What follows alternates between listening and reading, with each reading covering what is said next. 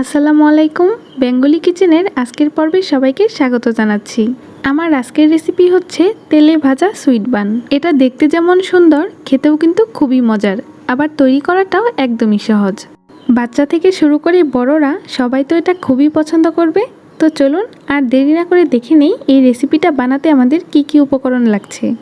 এখানে আমি 1 কাপ দুধ জাল করে নিয়েছি, আর একটা আঙুল যাতে দুধের মধ্যে চুবানো যায়, দুধটা এরকম গরম থাকতে হবে। এখন এতে দিয়ে দিচ্ছি 1 চা চামচ পরিমাণ ইস্ট।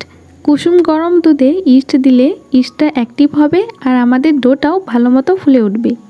ভালো মতো নেড়ে চেড়ে মিশিয়ে নিচ্ছি, আর এখন এটাকে ঢেকে 10 মিনিটের জন্য রেস্টে রেখে দিব। 10 মিনিট পরে ইস্ট যখন কিছুটা ফুলে উঠবে, তখন এর মধ্যে দিয়ে দিব 1/2 কাপ পরিমাণ চিনি। যারা মিষ্টিটা একটু কম পছন্দ করেন তারা চাইলে চিনির পরিমাণটা কমিয়েও দিতে পারেন। এখন নর্মাল টেম্পারেচারে রাখা একটা ডিম ভেঙে এর মধ্যে দিয়ে দিব। এখন সবগুলো উপকরণ ভালো করে মিক্স করে নিব, আর চিনিটাও যাতে গলে যায় সেদিকটাও খেয়াল রাখতে হবে।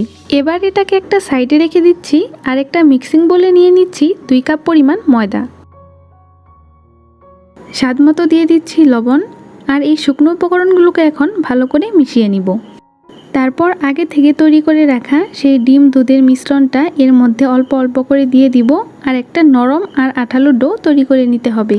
পুরাটা মিশ্রণ একবারে দিতে যাবেন না, তাহলে দেখা যাবে ডোটা অনেক বেশি নরম হয়ে যাবে আর এটা বেলতে তখন অসুবিধা হবে। ডোটা এখন একদম তৈরি, দেখতেই পাচ্ছেন এটা অনেক বেশি আঠালো হয়েছে আর হাতের সাথেও লেগে লেগে যাচ্ছে। এবার এটাকে ঢেকে একটা গরম জায়গায় 1 ঘন্টার জন্য রেখে দিব, এতে ডোটা বেশ খানিকটা ফুলে উঠবে। 1 ঘন্টা পরে ডোটা ফুলে প্রায় ডাবল হয়ে গিয়েছে, আর আমি এটাকে একটা কম্বলের নিচে চাপা দিয়ে রেখেছিলাম, তবে আপনি চাইলে চুলার নিচেও এটাকে 1 ঘন্টার জন্য রেখে দিতে পারেন।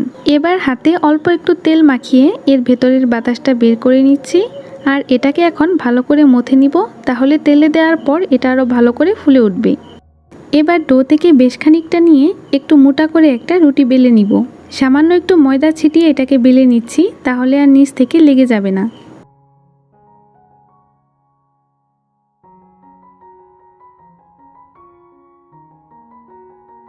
রুটিটা কতটুক পরিমাণ মোটা করে বেলতে হবে একটু কাছ থেকে আমি দেখিয়ে দিচ্ছি। এবার একটা ছুরির সাহায্যে এটাকে 4 কোনা করে কেটে নিচ্ছি।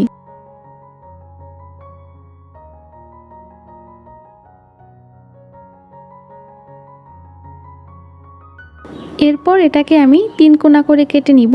একটু ভালো করে লক্ষ্য করলেই বুঝতে পারবেন আমি কিভাবে এটা কেটে নিচ্ছি। সাইড থেকে এর বাড়তি অংশটা আমি ফেলে দিব, আর এই যে 4টা ত্রিভুজের মতো দেখতে পাচ্ছেন, এটা দিয়ে 4টা সুইট বান বানানো যাবে। এবার সেখান থেকে একটা নিয়ে আমি একটু দেখিয়ে দিচ্ছি কিভাবে এটা বানাতে হয়। ত্রিভুজের ছড়ানো অংশটা থেকে রোল করা শুরু করে একদম সরু অংশ পর্যন্ত নিয়ে যেতে হবে। ব্যাস, এই তো এটা হয়ে গেল। ঠিক একইভাবে আমি সবগুলো বানিয়ে নিব। 2 কাপ ময়দা দিয়ে এরকম 9টা সুইট বান হয়েছে। এবার একটা ভেজা নিংড়ানো পরিষ্কার সুতি কাপড় দিয়ে এগুলোকে 10 মিনিটের জন্য ঢেকে রাখবো, এতে এগুলো আরও বেশ খানিকটা ফুলে উঠবে। 10 মিনিট পরে এগুলো কিছুটা ফুলে উঠেছে, আর এখন সরাসরি এগুলোকে ভাজতে নিয়ে যাচ্ছি।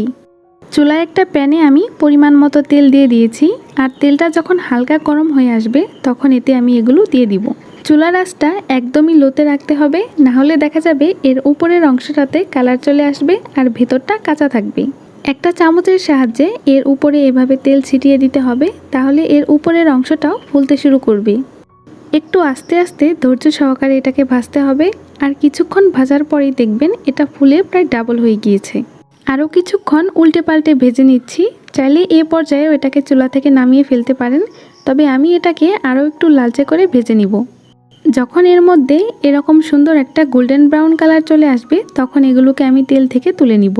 একটা টিস্যুর উপর এগুলোকে আমি উঠিয়ে নিচ্ছি, তাহলে এক্সট্রা যে তেলটা থাকবে সেটা ঝরে যাবে, আর একইভাবে আমি সবগুলো ভেজে নিব। তৈরি হয়ে গেল গরম গরম মজাদার সুইট বান। এটাকে এভাবেও খেতে পারেন, আবার চাইলে আইসিং সুগারের মধ্যেও একটুখানি গড়িয়ে নিতে পারেন। চিনি ব্লেন্ডারে ব্লেন্ড করে অথবা পাটায় বেটে নিলেই এই আইসিং সুগারটা তৈরি হয়ে যাবে। আর এর ভেতরটা কেমন হয়েছে সেটা একটু ভেঙে দেখাচ্ছি। দেখুন, এর ভেতরটা কিন্তু নরম তুলতুলে আর অনেক সফট হয়েছে। আর খেতে কেমন লাগবে সেটা জানতে হলে তো অবশ্যই রেসিপিটা একবার ট্রাই করতে হবে। নিত্য নতুন এরকম আরও রেসিপি পেতে আমার চ্যানেলটিকে সাবস্ক্রাইব করতে ভুলবেন না। আজকে তাহলে এখানেই বিদায় নিচ্ছি। আল্লাহ হাফেজ।